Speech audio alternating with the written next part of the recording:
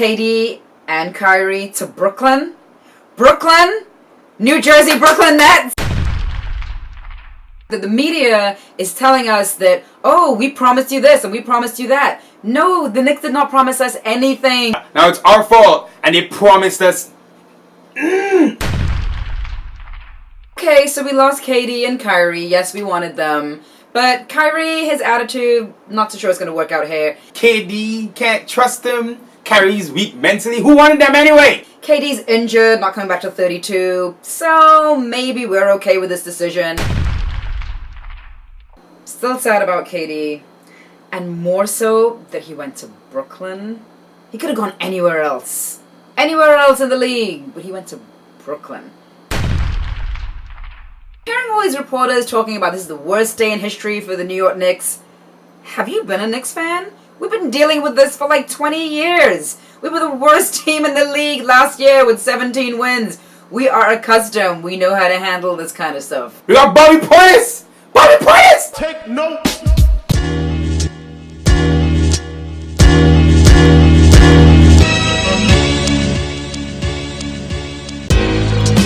Big Beach!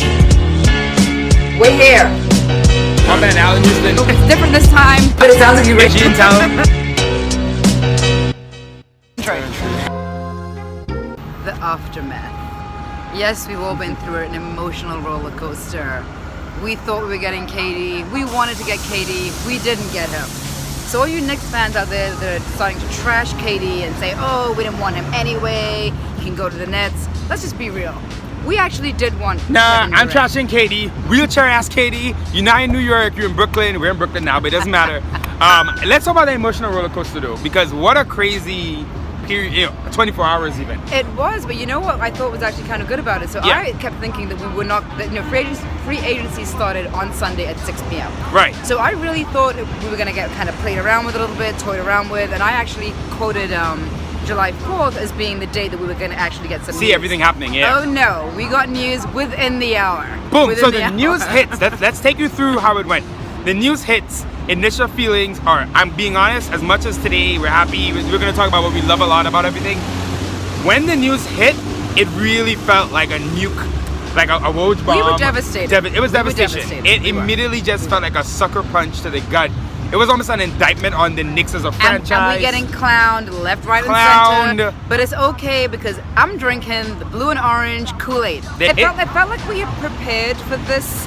It felt like, the guy that's like checking for this girl and he's like so sure he's gonna get a date with her or get to like be his And then she's girlfriend, and then pregnant! oh, damn. For the next guy? Yeah, and you're like, what? She's pregnant? Wow. Okay. Alright, but it was a lot. Now, that happens. Soon after the signings start, we see that they're not messing up. Some of the deals were like 2 years, 20 mil, blah, blah. But, we're getting some vets. I'm not like totally upset. Then you hear it's all team options. Then I'm like, with 1,000 options. So it seems to me that Scott and Steve definitely had a plan A, B, C, D, E, and F.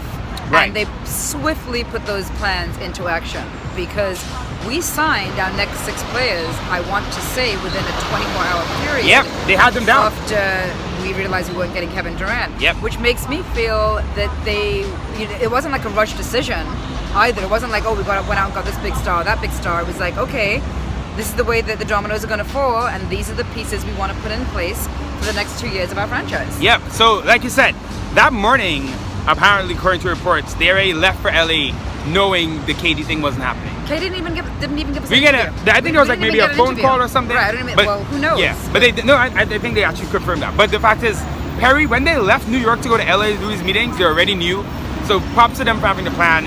That was kind of the come down. But now today, you talk about an emotional roller coaster. Today, we feel great. We're going to tell you why as time goes on in this video. 6 new Knicks. It's a big roster now. We're pretty much packed. I think we have fully 15 plus like a couple of the undrafted guys, the two-way guys. Right. So nothing else should be happening. There could be a trade.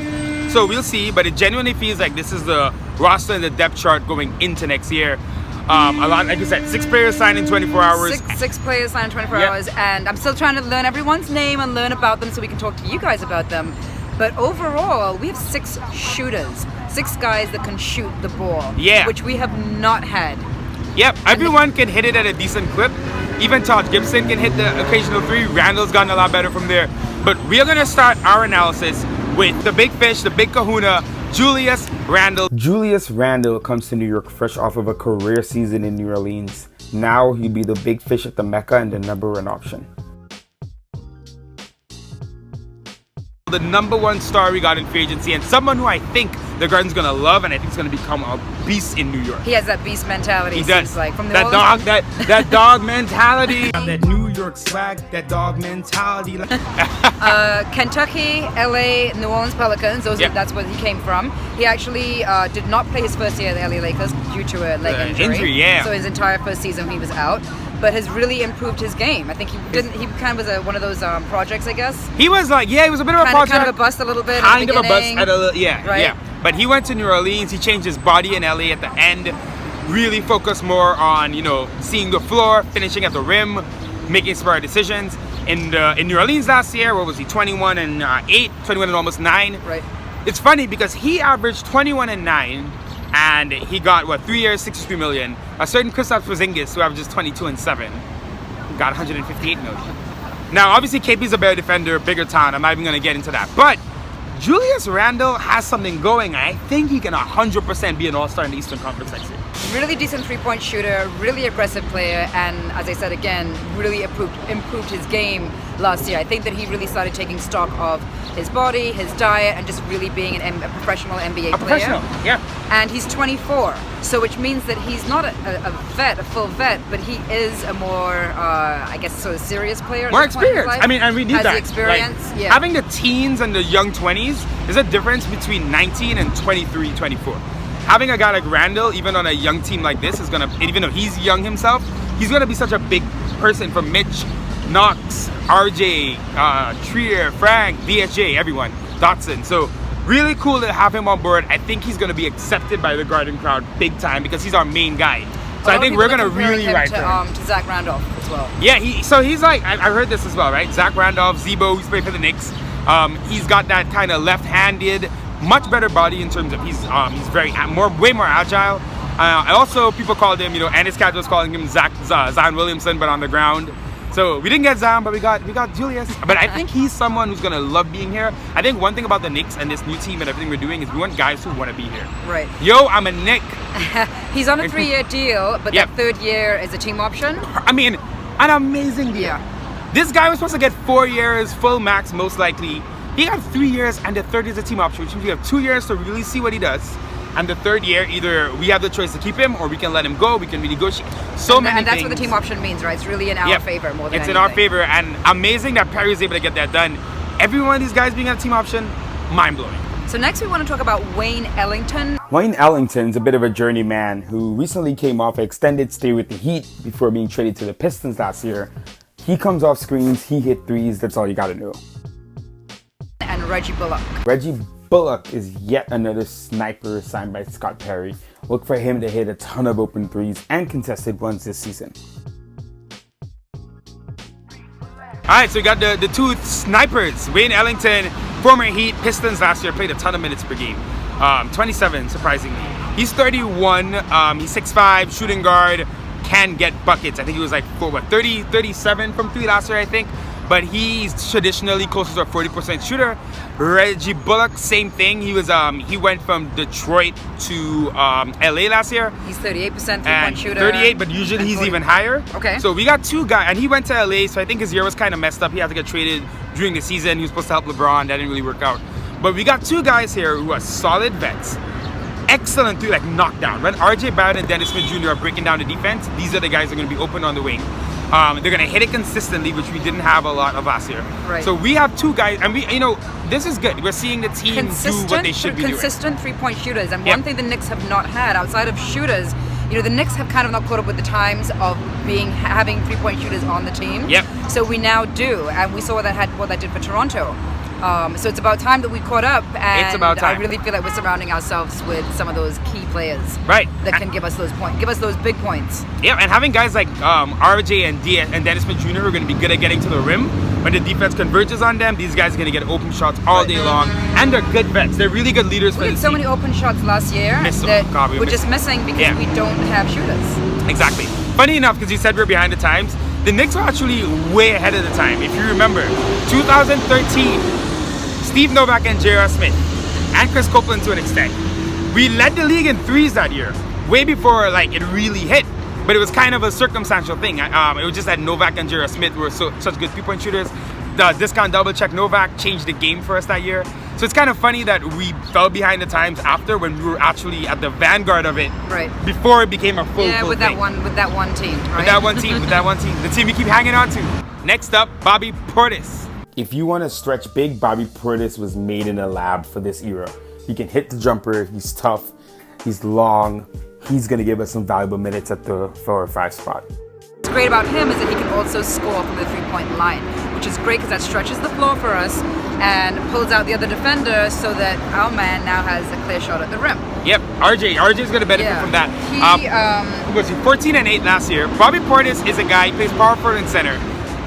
He played 56% of his minutes at center last year, though he's been classified as a power forward. But he is 6'11", so he has enough height to definitely play a position. Not really a strong defender, but not the worst out there. But his ability to stretch the floor is huge for us. He's gonna play well next to Mitch when they play some minutes together because we got two really tall guys. One's gonna be on the perimeter, Mitch's gonna be doing his thing inside. He opens the floor up like you said. Yeah. He's tough. Listen. I feel like we have all aggressive You got a guys. goon squad. I feel like we have a kind of nitty-gritty New Yep. York team, which is always reminiscent of the 90s. Right. But I feel like we have that nitty-gritty New York team and not like the flossy, Brooklyn team, yeah. Look at but what's funny you brought it up is that the Knicks have always been a gritty, grinding team. It's funny we've been chasing stars for years, but who we are at our core has always been grit, grind, play hard, put your heart on the sleeve. This team, I don't want to get ahead of myself because we don't have a mellow like that the 2013 season, 12-13 season. But this team does remind me of that team where it was really deep. We had a lot of guys that were solid, hard guys. Back then it was all vets. It was Kenyon Martin, Jason Kidd, these guys Kurt Thomas, who really put their bodies on the line, Rasheed Wallace. But this team, we're a lot younger, but I feel some of the same sentiment, that same idea of we're not going to get punked out here. Yeah. And Bobby Portis, you see him, look at him, look at KD. KD didn't want it. KD did not want it with Bobby Portis, and we will meet you in Bed-Stuy, KD. So Bobby Portis, I like it, man. I like tough guys. The guard's going to be, man, the guard is going to go insane for these guys. When these guys they start scoring, yeah, the and guard's being gonna tough. be, yeah. When they get in a little scuffle, we got some tough guys on this squad. Mitch and Bobby is a nasty 4-5-5-5 combination to deal with, and Julius Randle into that. Excellent. And our next guy who's also being added to this, Taj Gibson, Brooklyn native, coming home. Back home in New York, Taj Gibson's going to bring veteran leadership that the Knicks missed at times last season. A solid defender, and he can hit the occasional jumper. Fun story about him. In 2009, when he first, Chicago Bull, played at the Garden for the first time, walked up to Walt Clyde Frazier, very respectfully, shook his hand, and said, "It's such an honor to meet you. You're my favorites. My dad was a fan of you. You're my dad's favorite player my entire life." Aww. So Taj Gibson, now like these new fans, is a New York Knicks fan who grew up like it, and he must be very happy to get home. And veteran leadership there. Right, so I was going to say, smart player as well, Very high smart. basketball IQ, Super high, very yeah. good around the rim. Came into the league as a rookie at 24 years old, which is kind of old, but it also means that at 34 years old now, he doesn't have the kind of mileage that a rookie, That a regular 34-year-old would, yeah. have. We signed him for a 2-year deal, I think 2 years, 20 million, 10 a year. So Elfrid Payton, I really like this guy. Elfrid Payton could prove to be the floor general this team needs. He can get guys in their spot and get them the ball. Shooting still needs some work. He is what we call a floor general. Watching him play, the highlights he showed me yesterday were really, really good. He has complete control of the ball, knows who's getting the ball, and is really orchestrating the game. Yeah, that's like that Elfrid. right If you thought Fizdale love Moody. Oh, right, yeah. Scott Perry is the Wait one. till you see Scott Perry. Scott Perry drafted him? He drafted him in Orlando. Tried to trade has for been trying to him. get him here for a while. Been trying to get him here. So, Elfrid Payton, 4 general, 7.6 assists per game, gonna get guys in his spots. 2 years, 16 million. However, I have a feeling He's gonna stay. that no, not even that. Not that just yet.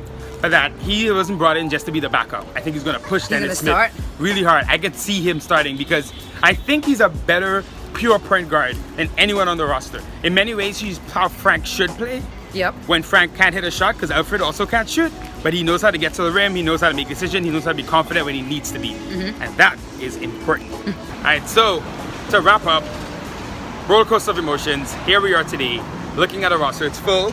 We got a full depth chart. We're going to be talking about specifically how these guys fit together. I think for RJ, just want to say quickly, RJ with getting these shooters is going to help him a lot because in college the spacing is so much smaller. Right. He couldn't really get his he didn't have shooters on Duke, so he ended up being more of a hero ball guy. Okay. I think him seeing guys like Reggie Bullock and Wayne Ellington, Klay Thompson light is what I'm calling him. We're going to be running around screens, getting threes, going to be huge.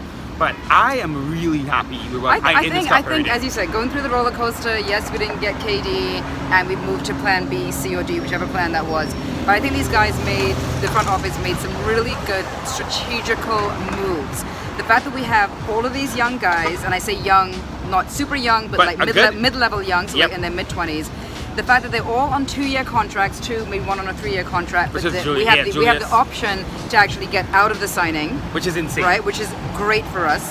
They're all good pieces, and they can all shoot, which is huge for us because last year I remember watching a lot of games where we lost the game because our baskets were not going in. 100%. Like that was really, and I know that sounds silly because you're like, well, then you lost the game. Yes, yes, we lost the game. We only had 17 but wins. The defense might have been fine. But the fact that we have guys now on the floor that can shoot, I think is going to make a big difference. Watch and see. We're going to win some games. We're going to win some games. And lastly, my favorite thing about this is we kind of gobbled up all the good role players. Not all in the whole league. Cops out here trying to get us, Brooklyn cops, you can't trust them. So, again, not the whole league, right, obviously, but Reggie Bullock, Wayne Ellington, to extend Bobby Portis. These are guys that at the deadline, you might see contenders or playoff teams, if we're not one, under a playoff team, gonna be calling us because maybe they want to add this guy, they want to add some more shooting for the playoffs, want to add a guy who can make some And that's going to be good for us because we're going to get assets off of that. We're going to get either trade picks, we're going to make that cap room again. We're going to have a lot of options. I think the key word of everything is flexibility. Okay, that's a good word. That's a great word. We basically made ourselves better for this season immediately, but without making a big commitment where we were not flexible. So we can actually have the best of both worlds where we're flexible this season enough to make things happen, but if we're good, we can keep them together and win some games, get the garden rocking. Because Perry and Mills and Co, they do need to show some progress this year. We can't just lose again. Fizdale needs to show some progress. Yeah, he's gonna be the one. And showing that he can really coach these guys. Yep. All right, so that's it, guys. Peace. We'll talk to you. As always, thanks again for watching our video. Do not forget to subscribe and turn on your notifications. That way you'll know every time that we post a new video. And check out some of our other stuff.